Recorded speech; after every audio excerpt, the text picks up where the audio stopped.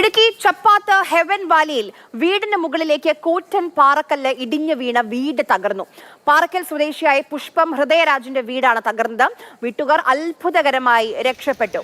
നമുക്ക് ആ ദൃശ്യങ്ങളൊന്ന് കാണാം. നോക്കുക, വീട് പൂർണ്ണമായും തകർന്നിട്ടുണ്ട്. ഇടുക്കി ചപ്പാത്ത് ഹെവൻ വാലിയിലാണ് ഈ വീട് സ്ഥിതി ചെയ്തത്. ഈ മഴയും മണ്ണിടിച്ചിലും ഒക്കെ ഉണ്ടായ സമയത്ത് പാറക്കല്ല് മുകളിൽ നിന്ന് താഴോട്ട് ഉരുണ്ട് വീണ് ഈ വീടിന് മുകളിൽ വീഴുകയായിരുന്നു. പാറക്കൽ സ്വദേശിയുടെ വീടാണ് തകർന്നത്.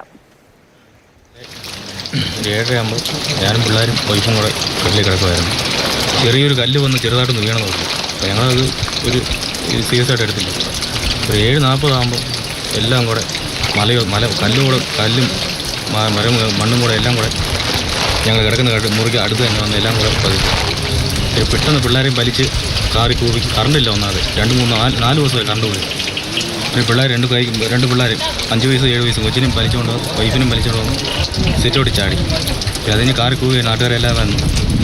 പിന്നെ അടുത്തുള്ള തൊട്ടുവീട്ടി നമ്മുടെ വാർഡ് മെമ്പറും വന്നു അടുത്തുള്ള. അതോടൊപ്പം തന്നെ ഈ കലിതുള്ളി പെയ്യുന്ന കാലവർഷത്തിൽ ഇരുട്ടിലായിരിക്കുകയാണ് അക്ഷരാർത്ഥത്തിൽ ഇടുക്കി ജില്ല. 4 ദിവസമായി പെയ്ത അസാധാരണമായ മഴയിൽ വ്യാപകമായി തന്നെ വൈദ്യുതി ബന്ധം വിച്ഛേദിക്കപ്പെട്ടിട്ടുണ്ട്. വട്ടവടയും ഉടമ്പൻചോലയിലും ഒക്കെ ഇരുട്ടിലാണ്.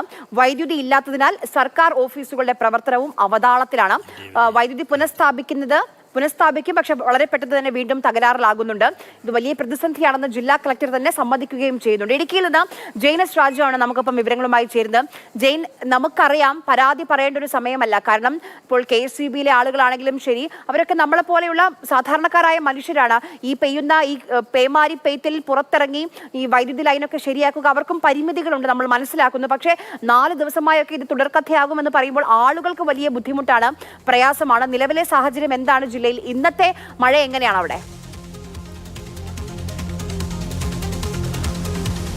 ആര്യ സൂചിപ്പിച്ചതുപോലെ തന്നെയാണ് ഒരു സാഹചര്യമാണ് ജില്ലയെ സംബന്ധിച്ചുള്ളത്.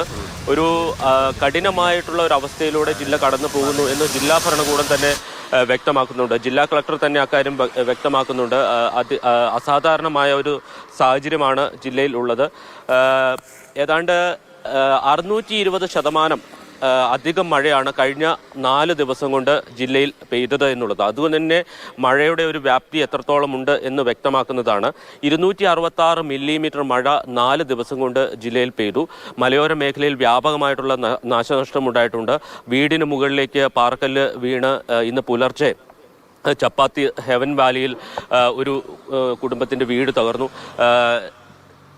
ലൈഫ് പദ്ധതിയിൽ ലഭിച്ച വീടാണ് എന്നുള്ളതാണ്. ലൈഫ് പദ്ധതിയിൽ ലഭിച്ച ആ വീട് അത് പൂർണ്ണമായും തകർന്നിരിക്കുന്നു. അതോടൊപ്പം തന്നെ തോട്ടം തൊഴിലാളി മേഖലയിൽ ലയങ്ങൾക്ക് മുകളിലേക്ക് മരം വീണിരിക്കുന്നു. അവിടെയും അത്ഭുതകരമായിട്ടാണ് ആ വീട്ടിലുണ്ടായിരുന്ന ആളുകൾ രക്ഷപ്പെട്ടത്. 2 ഓട്ടോറിക്ഷ പൂർണ്ണമായും തകർന്നിട്ടുണ്ട്. അങ്ങനെ ജില്ലയുടെ എല്ലാ മേഖലയിലും വലിയ നാശനഷ്ടം ഉണ്ടായിരിക്കുന്നു. ഇന്ന് ഏറ്റവും ഒടുവിൽ ഒരു മരണം കൂടി റിപ്പോർട്ട് ചെയ്യപ്പെട്ടിട്ടുണ്ട്. ഈ കാലവർഷം ആരംഭിച്ചതിന് ശേഷം 3ാമത്തെ മരണമാണ് ജില്ലയിൽ റിപ്പോർട്ട് ചെയ്യപ്പെടുന്നത്. അത് വട്ടവടയിലാണ്. വട്ടവട സ്വദേശി വിഷ്ണുവിനെ ഇന്ന് രാവിലെ ഒരു കനാലിൽ മരിച്ച നിലയിൽ കണ്ടെത്തുകയായിരുന്നു. നാട്ടുകാർ പറയുന്നത് വൈദ്യുതി ബന്ധമില്ലായിരുന്നു, വെളിച്ചമുണ്ടായിരുന്നില്ല, അതുകൊണ്ട് കാൽ വഴുതി വീണതാകാം ഈ അപകടത്തിന് കാരണം എന്നുള്ളതാണ്. വട്ടവടയിൽ 6 ദിവസമായി വൈദ്യുതി ഉണ്ടായിരുന്നില്ല. ഇന്ന് 7ാമത്തെ ദിവസമാണ്. അവിടെ കടകളിൽ മെഴുകുതിരി പോലും വാങ്ങാൻ ലഭ്യമല്ല എന്നുള്ളതാണ് ആ പ്രദേശത്തുള്ള ആളുകൾ പറയുന്നത്. എന്ന് വൈദ്യുതി പുനഃസ്ഥാപിക്കുമെന്ന് പറയാൻ കഴിയാത്ത ഒരു സാഹചര്യമുണ്ട്. അതോടൊപ്പം തന്നെ ഇന്നും നാളെയും ജില്ലയിൽ റെഡ് അലർട്ടാണ് പ്രഖ്യാപിച്ചിരിക്കുന്നത്.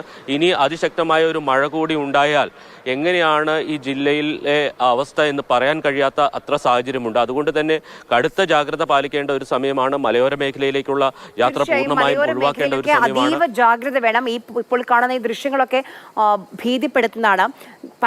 ആളുകളോട് പറയുന്നത് 6 ദിവസം 4 ദിവസമൊക്കെ വൈദ്യുതി ഇല്ലാതെ കഴിയുക എന്ന് പറയുന്നത് നമുക്ക് ആലോചിക്കാൻ പോലും കഴിയാത്ത സാഹചര്യമാണ്. പക്ഷേ നമ്മൾ KSEBയിലെ ആളുകളുടെ കാര്യം കൂടി ഓർക്കേണ്ടതുണ്ട്.